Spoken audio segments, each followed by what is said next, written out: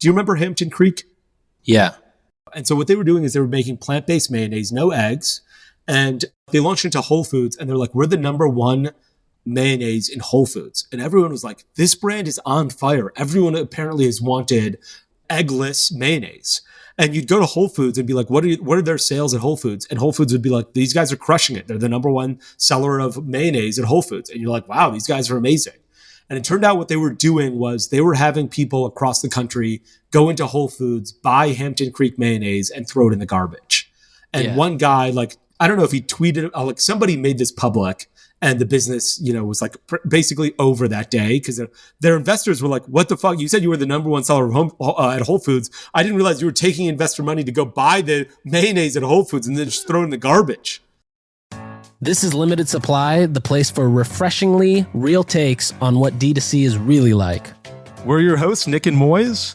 Let's start talking about money. Nick, did you know that Tapcart apps have generated more than $5 billion in sales for Shopify's fastest growing brands? Everyone from Fashion Nova to Mudwater to our friend Ben at True Classic Tees. Tapcart is powering all of their apps. I didn't realize it was that big, but it does make sense. And I love the examples that you gave because they're either high consumption or high consumable products, or it's apparel where I feel like there's a higher consideration funnel. It makes perfect sense to be using a mobile app in those cases. Yeah, Tapcart's mobile app has a 2.3x higher conversion rate versus the mobile web. And to learn more, go to tapcart.com/limited. All right, Nick, penultimate episode of season 4. We've got this one more to shoot, and we're done with the season. I felt like this season lasted longer because we did so many quickly early on in the season, and then we sort of did it weekly, and now we're doing it Agreed. a little bit. I kind of liked when we were rapid firing them. Yeah, me too. Let's go back to that season 5. Exactly. Yeah. Also, today, June 28th, today's my birthday. Oh, when this podcast drops, it's your birthday? When it drops, it's my birthday. Oh, yeah. Happy birthday. Wow. Okay, you're going to get I just injected that dopamine in my arm right there. There's all these, like in India, people will put up billboards and it'll say, my birthday is June 28th. Please text me happy birthday. Here's my phone number. If somebody wants to put up a billboard, Brian, let's put up a billboard. If you had given me a month's notice, I would have put up a billboard. Next year. I always thought, I want to get into guess this business in a second, but I always thought that one business should exist where they take a Times Square billboard and sell it to you. You can upload text or video or photo, and they sell you that billboard by the second or by the minute, and then maybe they charge you $100 a minute. But let's say you're proposing to your girlfriend, or it's your birthday or something to that effect. If it's your birthday, I would pay $100. Be like, hey, Nick, let's meet in Times Square. And then be like, look, I bought this, it says, happy birthday, Nick Sharma on a big billboard in Times Square. I'm surprised that no one's doing that yet. It'd be so fun and interactive. That would be a good one. Have you seen the birthday videos you can get from 7 people in India in a jungle? They'll make a video singing your name and happy birthday and dancing. And it's probably $30 and they send it to you. Yeah, that is probably a better deal. Okay, well, one of the feedback, I got this, somebody messaged me on Twitter earlier today and was like, hey, Moiz, you didn't make any jokes in the last episode that I just listened to. It was really disappointing. So I'm going to try to use that in this episode. Okay, let's get into Guess This Business. Here we go. Are you ready? I'm ready. Okay. This company is worth $2.5 billion. It's publicly traded. You have definitely shopped there, although I would guess that you have not shopped there in several years. But that's a guess. You could have ended up shopping there earlier this year, but you probably have not shopped there for several years. I've shopped at this store many times as I was a kid, a little bit less as an adult, although, you still could shop there as an adult. Okay, the company is worth $2.5 billion. They have enough cash that every year they pay a 6% dividend. Do you know what a dividend is? No, can you explain it? So let's say your company is worth $100 a share. Trades for $100 a share. You're making all this money, right? Sharma Brands is making a bunch of money. Native is making a bunch of money. As you make this money, your bank account just gets bigger and bigger and bigger and bigger. And what do you do when you're a company with a huge bank account? Yes, your stock price has gone up, but all your shareholders are why, Apple shareholders are legitimately thinking, why are you guys sitting on $100 billion in cash? You guys sell so many iPhones. Why don't you give some of that money back to shareholders? Right. And so a dividend is this thing that says every year we'll give you back some cash every single year because we're making too much cash and we don't know what to do with it. So we want you to have it back. P&G has famously increased their dividend every single year for like 50 years. This company pays a 6% dividend, which is super high. So if you have a $100 stock price, per share price, this company pays you back $6 every single year. They just put it in your bank account, $6. Okay, let me keep going. $2.5 billion market cap, 2,700 stores across the US, Europe, and Asia. 2,000 are in the United States. Average size of the store, 3,200 square feet. 15,000 full-time employees, 32,000 part-time employees. So a total of 47,000 employees. They did $8.7 billion in sales last year. 17.5% came from direct-to-consumer. In 2021, 21.5% came from direct-to-consumer. So the vast majority is coming from these 2,700 stores.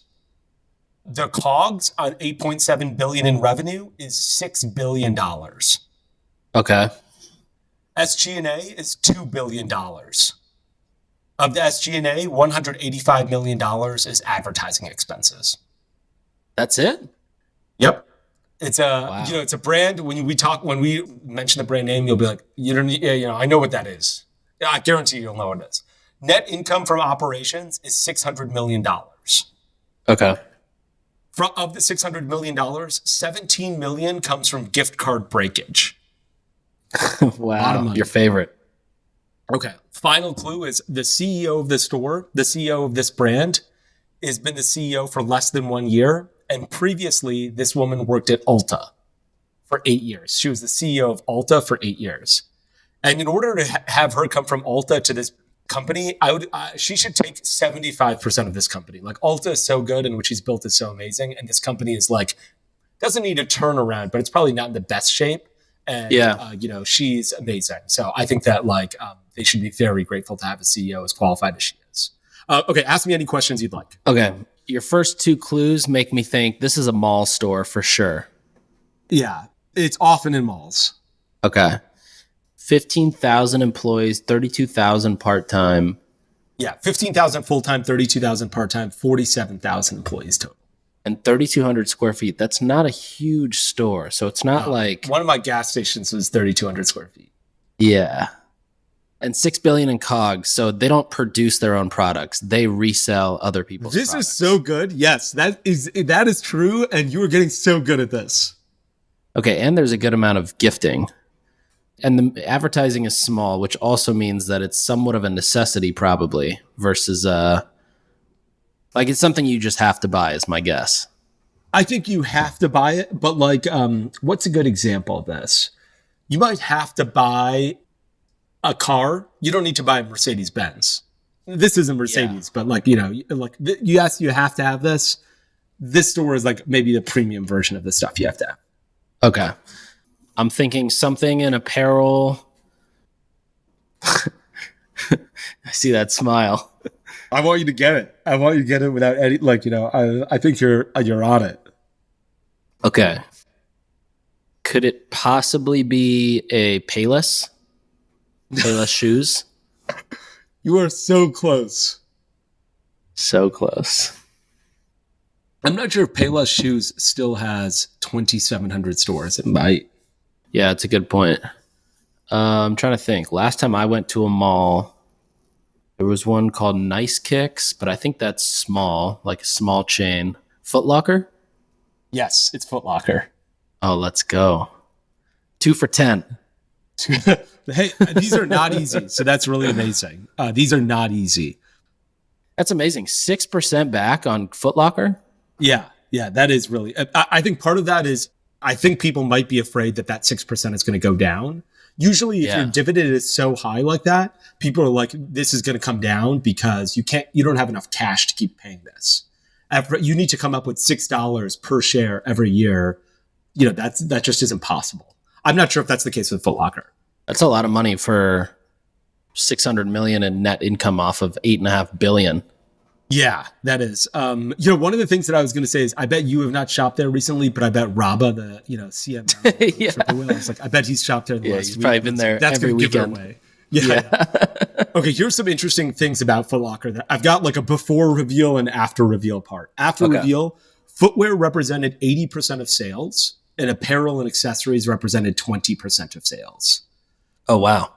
They just acquired two different brands. One is WSS, and the other is one called ATMOS, Atmos, I guess. I haven't heard of either of those. Listen to the price that they paid. For Atmos, they paid $372 million. For WSS, they paid $809 million. Whoa. WSS is a US-based off-mall athletic footwear and apparel retailer focused on the Hispanic consumer. It operates 93 stores, primarily on the West Coast.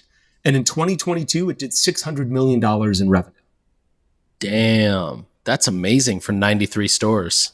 I've never heard of it either. WSS, $800 million purchase price, $600 million in revenue. Footwear and apparel retailer focused on the Hispanic consumer.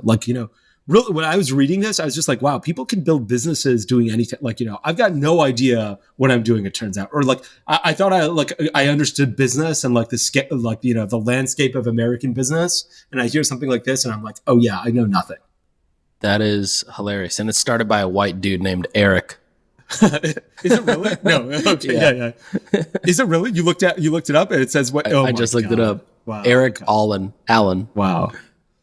Yeah. Okay. Let's shift gears. Bunch of stuff to chat about. You tell me what you want to chat about first. I've got a bunch of stuff I want to chat about too. Okay. So I love when I find the next generation of dropshippers somewhere, because I feel like they are the ones that are doing everything that everybody else is going to be doing in a year from now. And so, especially when it comes to e-commerce, I love it because they're the best when it comes to testing hooks and angles and things that work and little engagement hacks and engagement bait and all these things. Do you use TikTok a lot or no? Too much. Okay. Me too. I'm like a cracked out, crackhead at 1 a.m. scrolling, telling myself I need to go to sleep, but just one more. And so anyways, so recently I've seen, the TikTok shop, like the ability to just buy products in the actual TikTok experience. Have you seen that? Like the little product buttons that pop up? Okay. So you'll probably start seeing it soon. Yeah. Within like 2 clicks, somebody can show their video. You click one button, it just says buy now or chat. You can chat with the seller. You can buy it right away. Is that only for ads or is that for anybody? Completely organic. Wow. So like an organic, mini katana can be like, hey, buy this sword. 2 clicks. Yeah. And there's 2 ways it works really well. One is if you're the brand, obviously, you tag your own products just like you do on Instagram, except it feels a lot more intuitive because of the platform of TikTok and just how the content flows. The second way is you can upload your product and then offer people affiliate discounts or affiliate commission. So I can put up a product and then I can say, anybody who sells this thing, I'll give you 30% of the sale. All you have to do is just get one and just make your own content. It's really interesting because you remember Andrew Tate? Yeah. One of the ways that this guy grew his community or whatever he calls it online, he would basically get a bunch of people in that group to create their own content, cut up Andrew Tate clips on their own, post it to a different page of that brand. So let's say the brand's called Spritz Society. Instead of the Spritz Society page being posted from, they would say, okay, you create your own page for Spritz Society, shop Spritz Society, get Spritz Society flavors, all these different variations. You post your own videos, you put your own affiliate code in the bio, and that's the link that you promote. And you try to create as much content as you can to go viral. Anytime you go viral and people use that link, you're going to get, 20, 30% of the sale.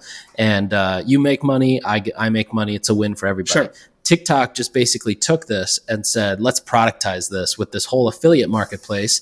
And now, it's basically, I think it's going to eventually, like, it's the equivalent of replacing Share a Sale or Skim Links for publishers. This is Skim Links, but for content creators on TikTok. And this is something that Instagram's been talking about forever and never really put into action. And TikTok just launched it. And I think it's doing really well. The other cool thing. That's awesome. Yeah. Chinese e-commerce is probably the most advanced. I think in China, e-commerce usage is 51% versus here it's about 15.1%. And so they just understand all these little signals and what to implement much better. And so the interesting thing is there's three options when you see a product. You can chat with the seller immediately and get answers. You can add it to a universal cart, or you can buy it right there. The other interesting thing is it's got a little bit of social proof where it says how many units have been bought of that product. And so the hardest cliff with this TikTok shopping program is probably getting to your first 100. But once you're there, it becomes gravy, because now you've got this kind of built in, you can't fake that number in terms of how many things are being bought. And so anyways, that all leads me to this brand I've been seeing on TikTok, which I think, it's actually been around for, I think, 10 years. And these guys have just been all over my TikTok feed. And I get so engrossed with their ads, like their hooks, their quick cuts, and even their product pages. And so it's a brand called Hi Smile. Have you ever heard of this company? No. Okay, so this company started with a $20,000 investment, two dudes in a kitchen, I think like 10 years ago maybe. In 2018, reportedly, they did $40 million in revenue. And somewhere between 2018 and today, I don't know when Shopify published this case study, but it said they did over 130 million in sales. Between 2018 and today? One of the years between 2018 and today, they did 130 in an individual calendar year. So I bet it's 2020 when it's COVID. Yeah, probably. But these guys are ripping. And so a couple interesting things. So I went to their site. For TikTok, they have quite a slow site load time. It's 4.5 seconds, which is super slow for a TikTok site. But the second this site loads, it's got everything it possibly needs. So they have this always on 50% site-wide discount, which actually might be against FTC rules now. Sure. Then there's an email pop-up that comes up, another 25%. And then individual products are all discounted at different levels up to 50. What's interesting is these guys don't use landing pages. They drive everybody straight to PDPs. And their PDPs on mobile are so good. Right above the fold, the very top is like a scrolling bar that just basically says, site-wide sale, 50% off. It's just constantly reminding you that there's a sale. Then right below that, there's the reviews call out. So what are the reviews and how many? And these guys have like 15,000 reviews per product, which is pretty insane. You've got this bestsellers badge. You've got flavor selection through emojis instead of through on-brand iconography or writing the words out, which I thought was much better, especially because emojis is kind of like another language. The first image in the product carousel has the discount designed into the actual product render, which I thought was amazing as well. They have another call out that says how many people are currently looking at the product. So at the time I was looking, it was about 4,300 something. And then right next to their add to cart button, there's a button that says tap to save 20%.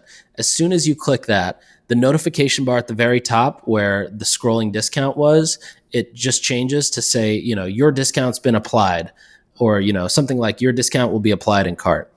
Then I thought, okay, I wonder if these guys must have upsells, right? If I add an $8 toothpaste to my cart, no, unfortunately, there's no upsell. But as soon as you hit add to cart, it does suggest a couple of other products. It doesn't get too aggressive with it, which I would have imagined it does given the layout of the page. But even in the slide out, or even in the shopping cart, it says how many people are checking out right now, which is just another indicator of like, hey, Moiz, don't worry. You're not stupid for making this purchase. There's 300 other people that are about to make this purchase. And so then the last thing I look at is like, all right, what's the checkout like? When you go to checkout, you're going to love this. You know how at the top in Shopify checkout, you can change the banner or change the logo or change the color at the very top? Yeah. These guys just put an image And on top of it, it looks like an Apple notification that says shipped from High Smile HQ, which has, nothing to do with like branding or anything. It's just it just makes you think, oh, okay, this must be legit. It's shipping directly from the HQ. The funny thing is, like, as I was going through this, there was a couple companies that come to mind. One is called Autobrush. Have you seen that company? I think they're based out of San Diego. They also have like you put this thing in your mouth and it just brushes your teeth. There's another company out of LA called SolarWave, which is like a face skin wand. It like tightens your skin. All these products, they've kind of like blown up, bootstrapped. They tend to be electronics based somehow. Like these guys actually started with their whitening kit, but they all do like 5 kind of similar things. They have a new medium for the thing that they do. In this case, these guys have an airless pump for their toothpaste, which nobody does, which also makes for just great content. They do huge celebrity endorsements. So like these guys have the Kardashians, the Jenners, Conor McGregor. SolarWave has like Emma Chamberlain and Sydney Sweeney. They do a bunch of stuff on social media, creating their own content. And a lot of their content is actually just created by their own customers. So they'll either send product out for free or they will pay people to just create organic looking content. They have very easy to see before and afters. So like all these 3 brands I mentioned, you can clearly see before and afters. And then the last one is it just solves such a simple problem that everybody already knows exists. They're not trying to solve something new or reinvent the wheel by any means. It's just that the way that they're solving it is a much better way to do it. And of course, the fact that these guys just crush on TikTok, I have to imagine they crush everywhere else. What a great breakdown and what interesting products. I guess these guys aren't as traditional. I guess they're founded and based in Australia. Yeah. Which for some reason makes me think that they're not drop shipper. I'm like, oh, if you're not in China, you cannot be. No, Champagne. Not at all. They've got the drop shipping like aura to them, or like the drop shipping vibe with their heavy discounts and making it very easy to apply codes and things like that. And like no brand, right? If you go to their site, the only brand is like their product. Yeah. But I feel like these types of people, they do everything that everybody else is going to do in 3 or 4 years. Yeah, I was thinking actually like, bourbon can only be made in the United States. Champagne can only be made in a certain region in France. And cognac can only be made in Cognac, France. Drop shipping can only happen from China. It cannot happen from any other country.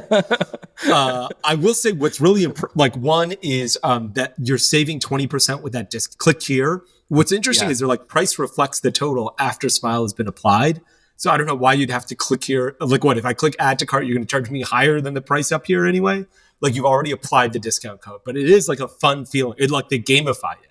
And I'm sure they tested it because this website is already, I can tell, it's sophisticated enough that they've done a bunch of tests to see what works and what doesn't work. Like they have a permanent add to cart button at the bottom. The cart page, you're right. It's like, a long time ago would say like, like people would be like, oh, John from San Diego just purchased. Nick from New York just purchased. Like in the bottom left-hand corner, you'd see that. App. And then people, exactly, the FOMO app. And then people got rid of that because it just wasn't working out that well. Where we did this thing at Native with this pop-up where we're like, you know how when you're checking out with an airline, they're like, do you want travel protection insurance? And you're like, no. That is one of my favorite modules. Yeah, but then they're always like 4,712 people have already agreed to this today. Like, in the last 24 are you sure? Hours. Yeah, it'll turn red if they're like, they're not going to get there if you don't get this. Yes, your ticket costs $800. This $20, this is what matters, it turns out. That's what these guys are doing with this 175 people checking out now, 168. I wonder how real this module is. I mean, I'm not judging. I just wonder if this is real or if I leave this on long enough. Is it just a random number generator? Sometimes you can see and view source code. So like, I did that. Is a permanent number. I was trying to pull up the code, and so it seemed that it would refresh every on a set time frame, and the container name was called like component number update fade leave active fade leave. And I'm pretty sure it's just fake, but there was no app I could find behind it. But it would be if 185 people were checking out right now, I'd be like, that is you have a massive business here. I can't imagine that's actually true, but still, good for them for doing all this. Looks great. That's awesome. This site is really well optimized and interesting to see. What's crazy is I feel like you probably get TikTok ads and Instagram ads that I absolutely do not see. Like my ads are so specific to me, even though we're in the same community, obviously we're, a decade apart, but we're like, live in the same community. We're both in e-commerce. We're both, young-ish, or I'm young-ish. I don't get the ads that you get, which is really interesting or surprising to me.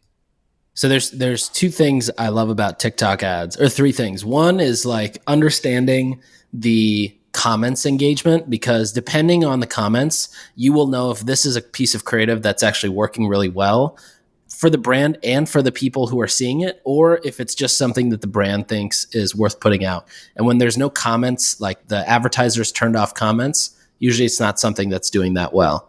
The second one is looking at the landing pages. So where are people driving to, just because of how optimized they have to be. And I love saving those pages. And the third one is looking at the instant pages, which I don't know if have you seen those much? The instant pages on I have. Yeah, they're just like built in Figma or some static image, and it basically qualifies the click to a landing page. Yeah, I can't believe you started this segment with TikTok is like taking share of sale and building it into TikTok, and that's amazing because right now it's so hard. If you're a creator, you're like, okay, I want to endorse a brand. How do I find that brand? How do I find a brand that has a good aesthetic? How do I find what it looks like? How do I get images and all this stuff? And if you've ever used Share a Sale, looks like it was built in 1993, and the webmaster lost his login credentials in 1993, and no one has ever tried to fix it. And, it's so accurate.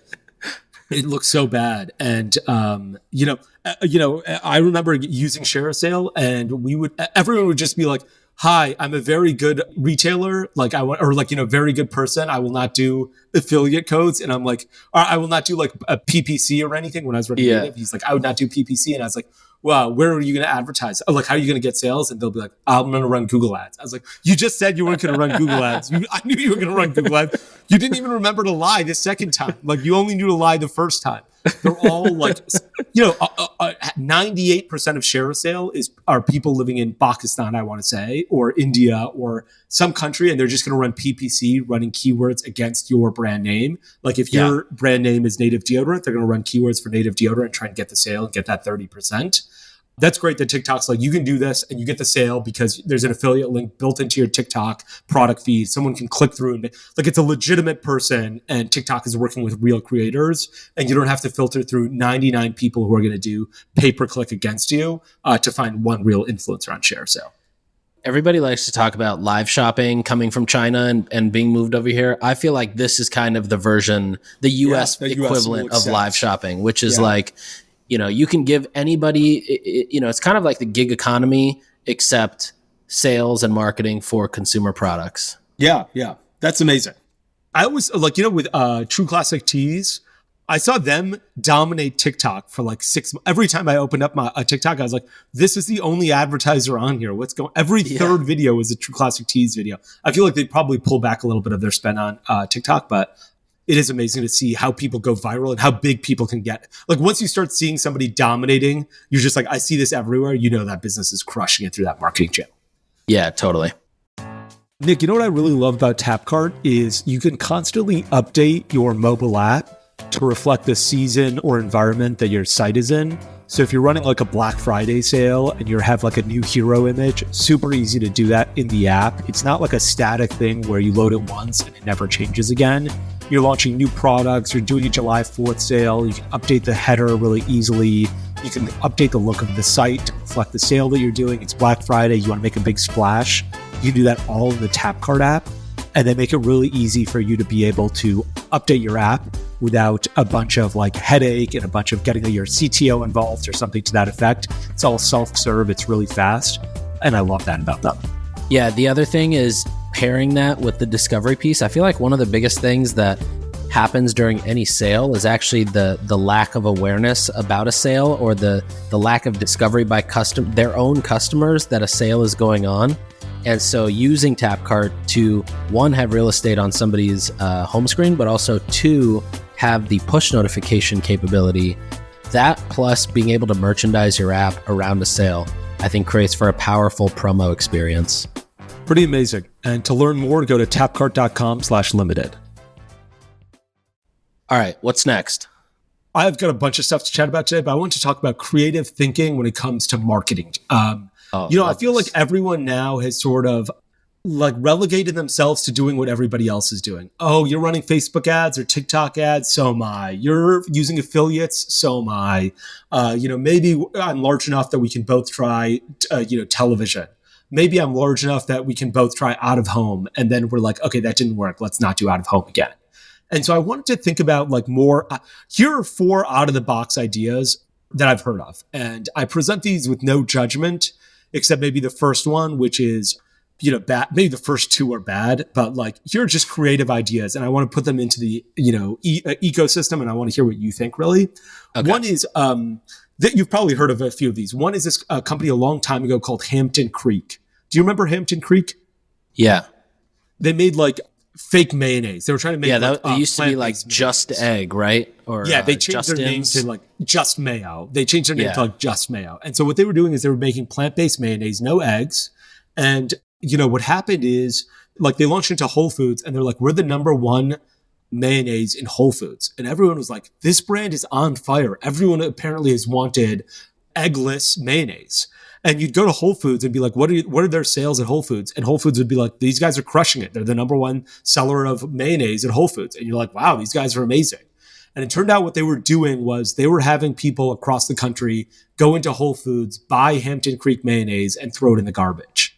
And one guy, like, I don't know if he tweeted, like somebody made this public and the business, was like basically over that day because their investors were like, what the fuck? You said you were the number 1 seller at Whole Foods. I didn't realize you were taking investor money to go buy the mayonnaise at Whole Foods and then just throw it in the garbage.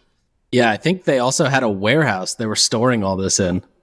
I thought they were just throwing it in the garbage. At least they're a warehouse. I'm like, I appreciate a little bit more so they're not wasting so much stuff. But, that was a creative idea, at least. It was a bad idea and something that was, probably like fraudulent. I mean, I certainly wasn't an investor and I don't know exactly what they said, but I would have guessed that there was some fraud around there.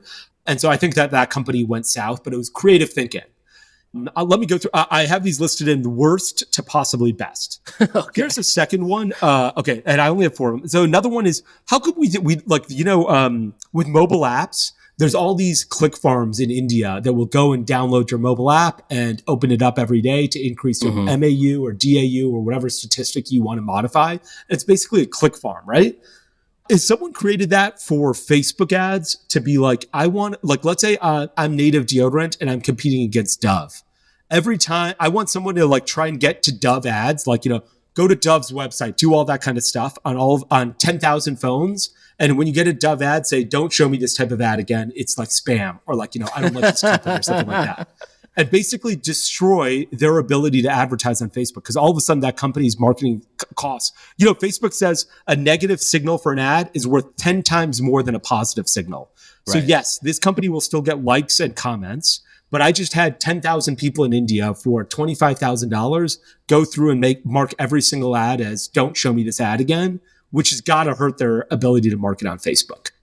That is so funny. My version of that a few years ago, I never did it, but the thought was, what if we send a shitload of fake traffic and just completely mess up the retargeting pools, which would kind of do a similar thing. That does do a similar thing. Facebook has made it now so that you can like ban traffic from certain things to prevent the retargeting pool. I'm not sure if you go direct to the site, I'm not sure actually if you run traffic direct to the site, whether it would fuck it up. But I think the problem is people who saw the link, clicked it, and then went to the, Dove.com would be people who are interested in Dove, right? Yeah, totally. That's a much stronger signal. Yeah, that's right. But if you were advertising auto parts and drove them to Dove.com, Dove's retargeting pixel would probably get fucked up. I'm surprised there is not more marketing warfare in an environment where so much warfare can be done surreptitiously.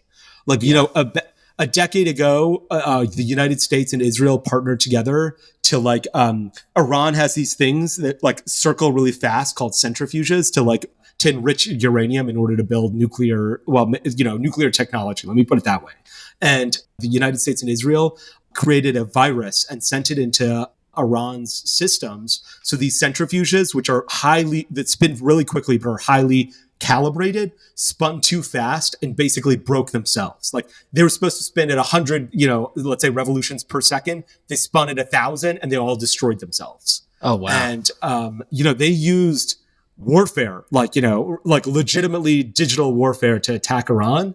how come there's not surreptitious marketing warfare? I'm surprised that doesn't exist. I think everybody is probably fighting too hard of a battle of their own to start thinking about that. Yeah. Maybe it's me because I'm like not doing anything, but I'm like, oh, why don't people do this?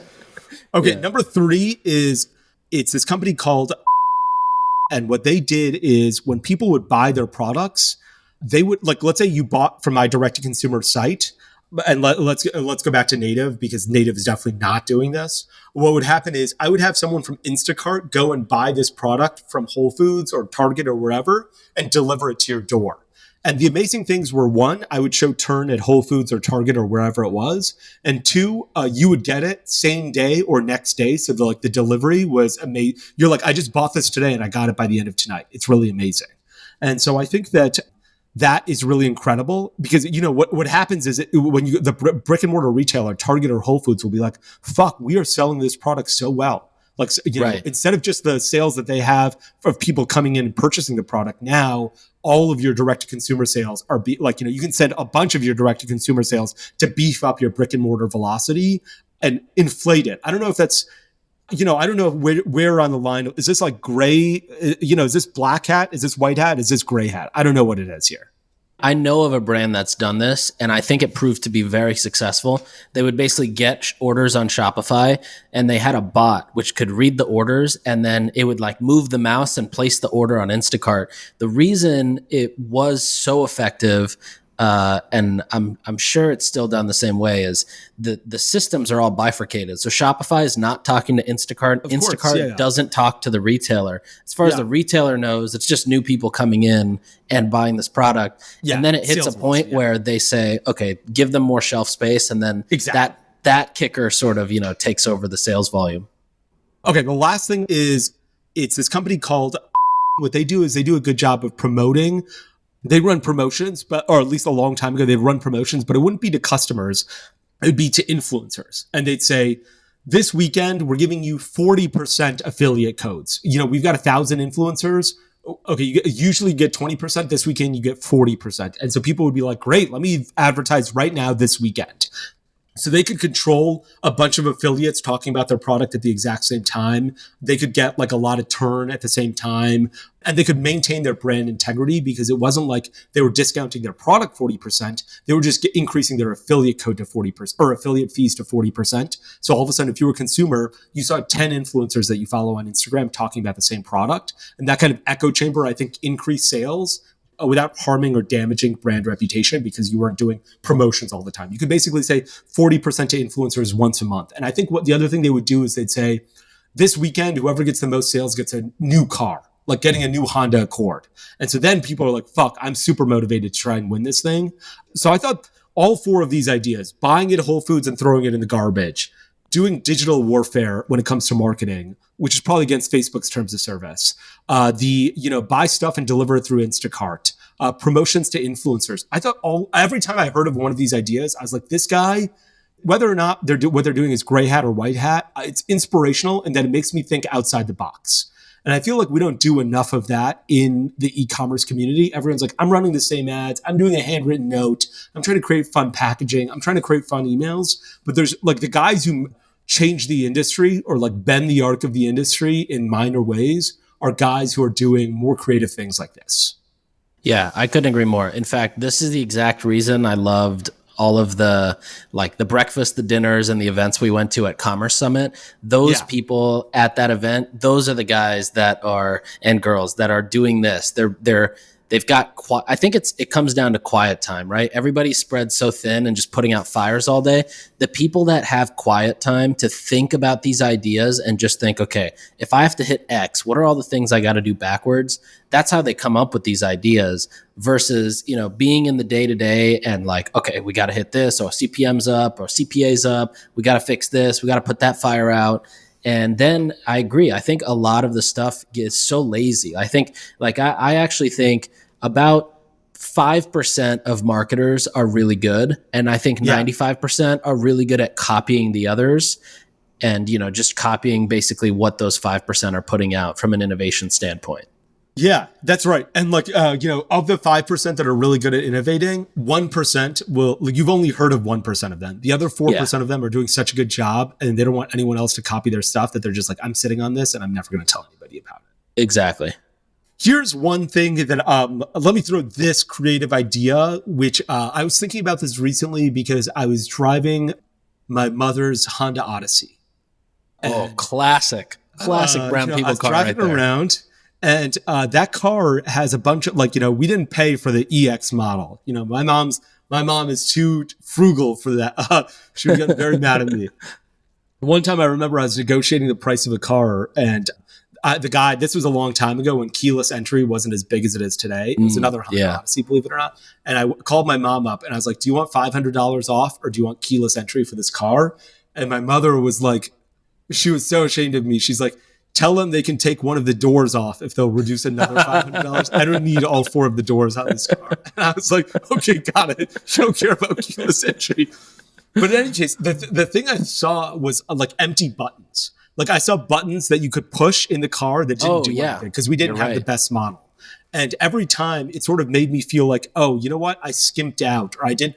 And like it had 2 effects on me. It sort of had the effect of, wow, I kind of hate it that there are empty buttons here. Like it's not a good brand consumer experience. But it's also the flip side of that coin is, wow, I wish I had sprung for the nicer model where I would have, like, all of the buttons did something. And I wonder if in e-commerce you can do this. And I thought about this in this way. Like, let's say you're a skincare company and someone buys 3 of your products, but not all 4. What if on the insert card that you send them with directions or whatever, you put all 4 products and you're like, here's how to use here's how to use our skincare system, including the 4th product that person didn't buy. And like, let's say you have that upsell and they didn't take the upsell. And when you ship them a box, there's a spot for that 4th product. Yeah, it just stays empty. Yeah, exactly. Like what is the psychology of that? Is that something that encourages people to be like, you know what, let me get this 4th product. I want the system to work. I've gotten 3 of these products. The 4th product will work. Or is that a system that's like, fuck this company. I bought 3 items. They're sort of rubbing it in my face that I didn't go all out. The same way that I feel about the Honda Odyssey. I don't know enough about this. And like, I just thought of this because I was like, what are creative thinking ideas that we can do to promote our brands? I hate thinking, like, it's not that I hate thinking about these things. I don't feel good about this because there's not a lot of integrity. If you're like, look, I just have a 4th item. I'm trying to shove it in this guy's face. That's not a lot of integrity. But like, if you are developing Proactive, and I think Proactive is like a three-step skincare system, and someone only buys 2 steps, that 3rd one is probably super important. Is this a model to get them to work? The product will work better for them. You'll make more money. The consumer will be happier. Can it be a win-win? And I don't know the answer. It depends on every brand, but I wonder if there's an opportunity to be more creative when it comes to branding. And I thought, or like to marketing. And I thought all of these were ideas that could be interesting. Yeah, I definitely think there's a line where, you might piss somebody off, which obviously you don't want to hit that point. But I do think, in the Proactive example, that's actually more convenient for the customer to realize that they're missing a big step. Or maybe even in the skincare piece, they missed the serum and the serum actually helps the cream do its job better. I think it's friendly there. I always think back too to like, if somebody's unboxing this thing and they're really excited about their purchase, do you want to disappoint them right away? I would probably say no. But then the flip side is like on the site, I think it's totally fair game to have those, tap to apply coupons or the upsells or the 1-click upsells post-purchase. So I feel like it's push and pull with where you get into the gray zone. Yeah. And like, you want to build I'll say one other thing. There's, if you're a drop shipper, I'm more okay with the psychology of empty buttons because your brand is like in and out fast. You're trying to maximize revenue. You probably found some product market fit and it'll die down. And once it dies down, you don't think of your brand the same way any longer.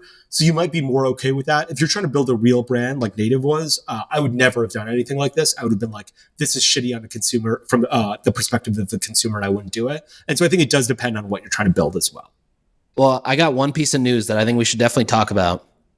I'm sure you're going to love this too as a WooCommerce fanatic. But did you see that Shop Pay is now available outside of Shopify? I did not see that. It's available on WooCommerce now?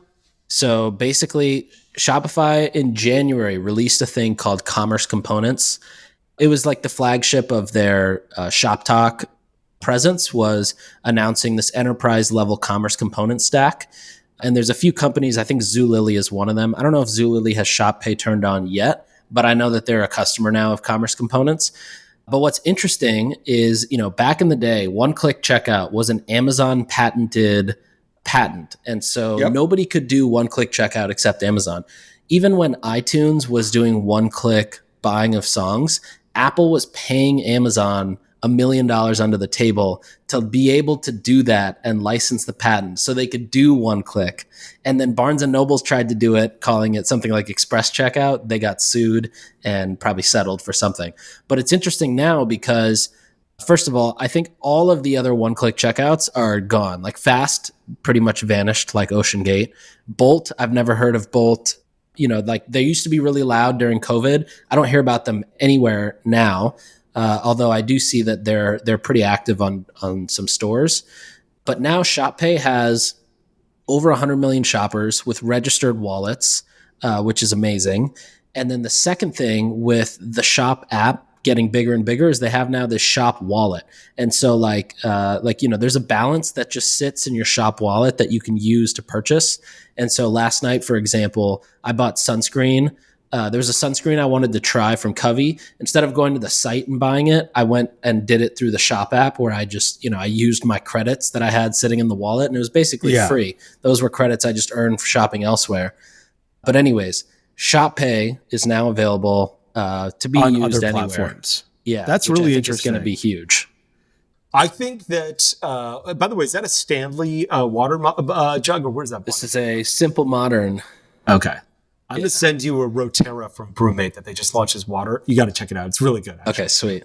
Wait, one last thing I want to add here is it is interesting timing because I feel like there was no lead up to this going live right away, other than maybe the fact that the wallets were starting to get, like, people were starting to build balances in the Shop app, and maybe that Commerce Components came out recently. The only other coincidence I see for this to come out so suddenly was Amazon's Buy with Prime button is, I think, starting to get some good traction in terms of getting on e-commerce stores.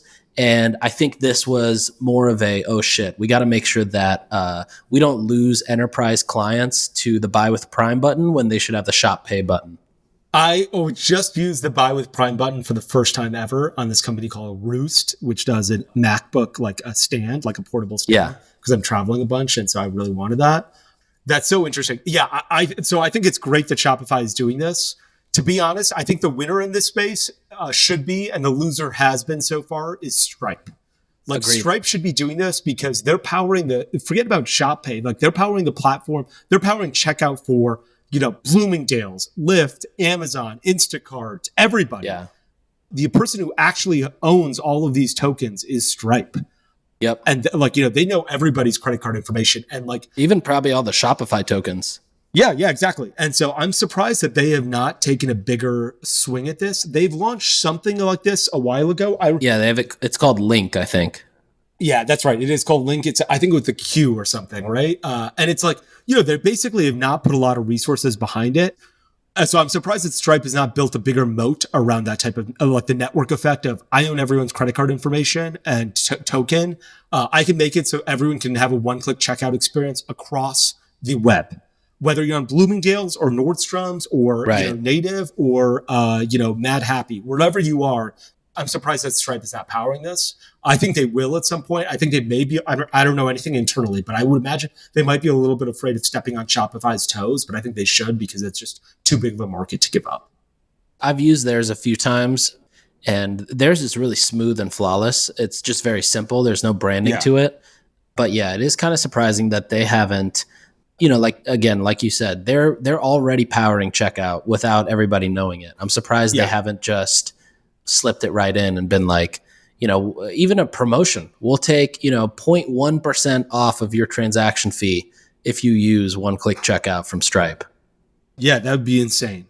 Yeah, I think that's a great idea. I can't believe Shopify is now powering this for WooCommerce. I'm excited. I wonder how easy it is to integrate that stuff. I'd be curious. I'm going to see what it's like. Okay, let me switch gears into one more thing, which is an Amazon FTC complaint. Oh, I There love it. is a woman named Lisa Kahn who is now running the FTC, and she graduated from Yale Law School, I'm pretty sure. And she wrote this one paper as a student where she's like, Amazon is a monopoly. And, she's like your age, not my age. She's like super young, running the FTC, and she's been really aggressive. And, I think that like people are so afraid of winning cases that they don't bring cases that they might lose. She's more likely, I think she's like, look, I don't mind losing a case. I think we should bring cases. She brought a case against Amazon recently. And in fact, it just got announced this week. And she said that, or the FTC said, Amazon is using manipulative tactics to get people to enroll in Prime and making it really hard to unsubscribe. I saw this. I don't think it's true, though. Yeah. I don't think it's true, but I thought there were two interesting things from this article that I read about it. Okay. What percentage of households, of U.S. households, do you think have a paid Amazon Prime membership? 20%. Okay, it's 72%, according to shit. Insider Intelligence. 96 million households have a paid Prime membership. Okay.